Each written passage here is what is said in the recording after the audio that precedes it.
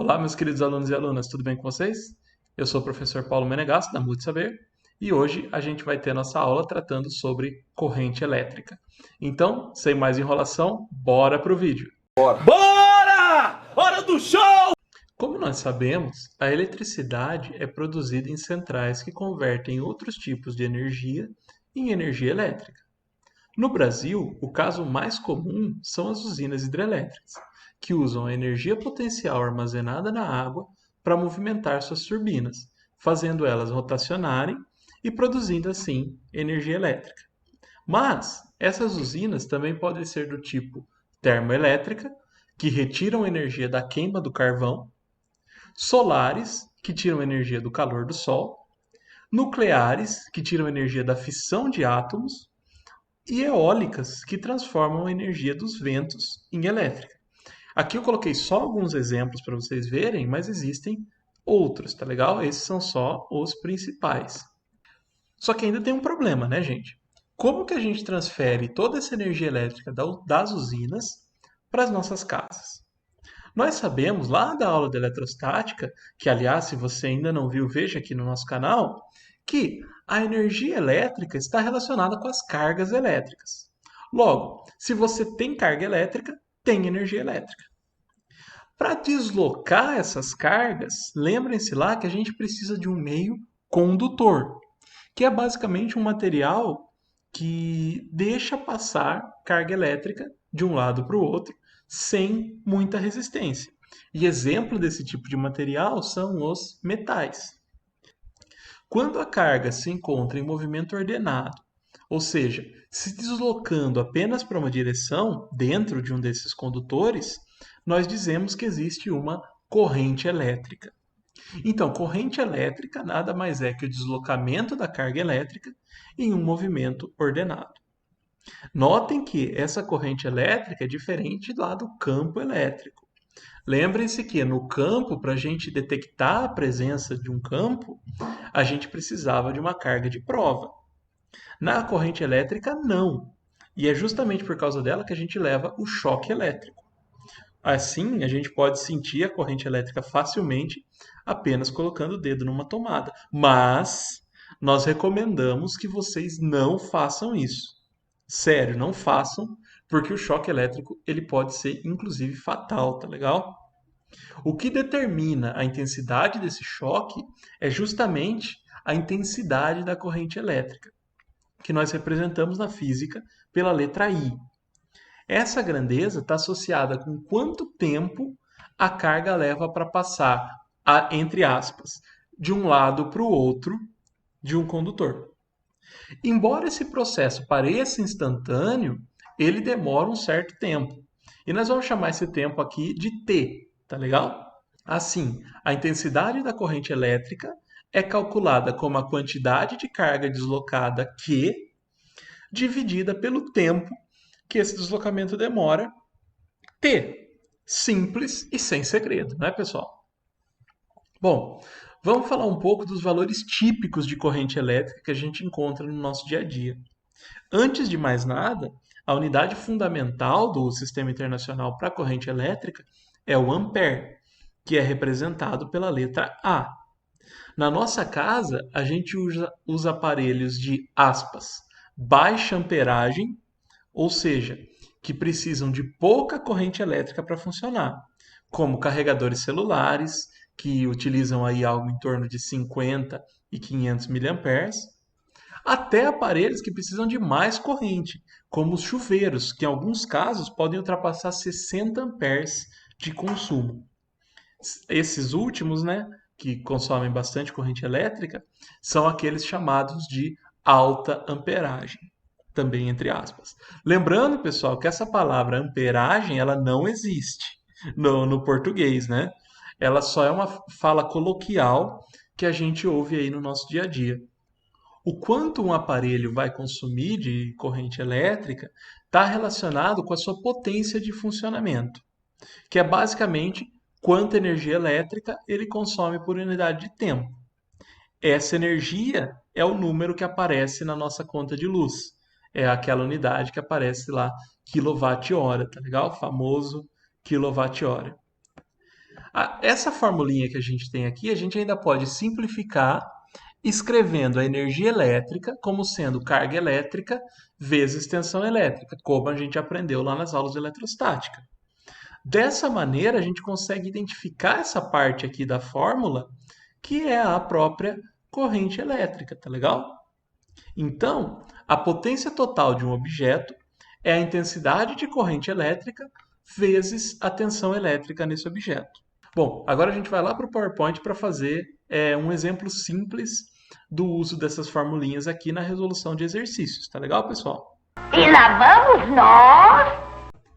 Ok, pessoal, vamos resolver então um exemplo para dar vida, né, aos conceitos que a gente viu na aula de hoje, né? Pra quantificar eles direitinho. Bom, é um exercício muito simples, que é o seguinte: um estudante adquire um chuveiro elétrico que deve ser ligado em uma tensão de 220 volts. Nessas condições, ele consome uma corrente de 20 amperes. Letra A. Qual é a potência desse chuveiro? Bom, antes de ler as outras letras, já vou resolvendo esse daqui, né? Que é bem simples. Só coloquei aqui em cima os dados do nosso problema, né? Que é a tensão, 120 volts, e a corrente, 20 amperes. Então, para resolver qual é a potência desse chuveiro, basta eu lembrar que potência é tensão vezes corrente. Então, eu sei que a minha tensão é 220 e a corrente é 20. Logo, a minha potência é 4.400 watts. Lembrando que o watts é a unidade de potência. Tem gente que fala watt, tem gente que fala watt, tá? Os dois estão certos. Acho que até o mais correto é watt, porque não tem H, né? Mas, enfim, as duas pronúncias são aceitas, tá legal? Bom, então, primeiro exercício resolvido aqui, sem problema nenhum, né? O segundo, ele já tem um pouco mais de passos, ó. Qual é o custo mensal se uma pessoa utiliza esse chuveiro durante 20 minutos por dia, se o preço do quilowatt-hora é 25 centavos? Bom, vamos resolver esse problema. A gente lembra que potência é a energia consumida por unidade de tempo. Então, se eu quiser saber a energia consumida, basta eu pegar o tempo e passar multiplicando, né? Então, energia é potência vezes tempo. A potência do chuveiro eu já tenho. Já deixei ela aqui em cima também, que a gente calculou no exercício A, né? É 4.400. Basta saber quanto tempo ele fica ligado. Bom, então basicamente ele fica ligado 20 minutos por dia e eu quero saber o custo mensal. Então eu multipliquei por 30, porque o mês tem 30 dias, né? Se vocês quiserem saber para os preços para os meses de 31 dias, eu vou deixar como exercício para vocês, tá?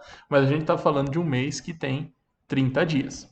Bom, fazendo essa conta, 20 vezes 30, a gente sabe que ele fica ligado 600 minutos por mês. Tá legal? 20 por dia, 600 por mês. Mas ele dá o exercício, ele informa o preço do quilowatt-hora. Então, para eu ter a energia em quilowatt-hora, eu tenho que entrar com o tempo aqui em horas. Então, eu não posso pôr 600 minutos.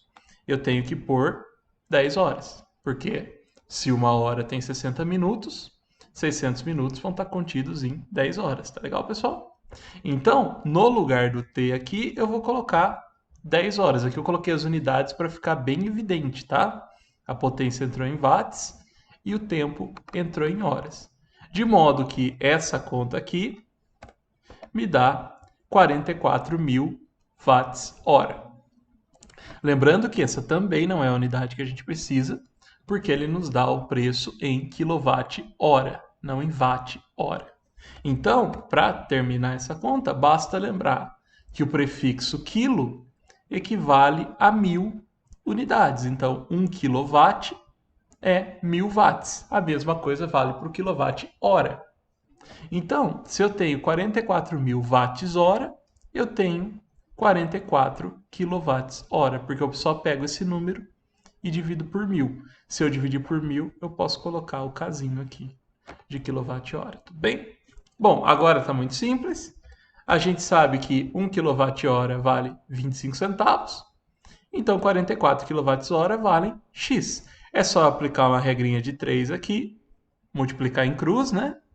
Então, eu vou ficar aqui, esse X vale 44 vezes 0,25. E resolvendo essa conta aqui, a gente tira que o valor é R$11 mensais, tá legal? Bom, problema resolvido, vamos para o próximo. Qual seria a corrente consumida se o chuveiro fosse ligado numa tensão de 110 volts, mantendo a potência fixa? Bom, então agora, basicamente, o que eu quero é manter essa mesma potência e trocar essa tensão. Então, eu vou voltar para a nossa formulinha da potência. Potência é tensão vezes corrente. Só que agora eu tenho a potência porque ela é fixa, ó. Ou seja, ela é 4.400. Eu mudei minha tensão de 220 para 110 e eu quero saber minha corrente. Então, ó, equacionando o que a gente sabe aqui, a gente fica com o I como sendo a variável dessa equação aqui. Para eu resolver, basta eu passar o 110 dividindo, eu vou ter que a corrente é 4.400 dividido por 110, que me dá um total de 40 amperes, tá legal? Então, essa é a corrente que ele consumiria se ele fosse ligado em 110. E o exercício final é como o consumo mensal seria alterado no caso do item D, ou seja, altera o consumo se eu ligar ele no 110 ou no 220? Para a gente resolver esse problema, basta lembrar que a energia elétrica que eu gasto é potência vezes tempo. Eu não alterei nenhum desses parâmetros. Eu não alterei o tempo que o chuveiro ficou ligado e não alterei a potência dele. O que eu alterei foi a corrente e a tensão. Mas isso não importa para esse exercício. Então, a energia que eu gastei não é alterada, porque eu não alterei nem P nem T. Logo, não, pois em ambos os casos a potência é a mesma. Então, o consumo não é alterado. Tem muita gente que acha que a coisa que está ligada no 220 gasta mais energia do que a coisa que está ligada no 110. Gente, não tem nada a ver, porque a potência dela é a mesma. O que vai mudar é a corrente que vai estar sendo consumida por esse aparelho, mas a potência não muda, tá legal? Então, se a potência não muda, a energia consumida por ele não muda, tá bom? Bom, pessoal, então esse é o exercício que eu queria resolver com vocês para ficar como exemplo dessa aula, né? Qualquer dúvida, tanto na parte teórica ou na parte do exercício, vocês podem me contactar através do Instagram da Multisaber ou do e-mail da Multisaber. E se vocês gostaram da aula de hoje, não se esqueçam de deixar o like e se inscrever no nosso canal. E não percam a próxima aula de eletrodinâmica que vai falar sobre resistores e circuitos elétricos, tá legal? Estou esperando vocês lá. Um grande abraço a todos e todas e até a nossa próxima aula.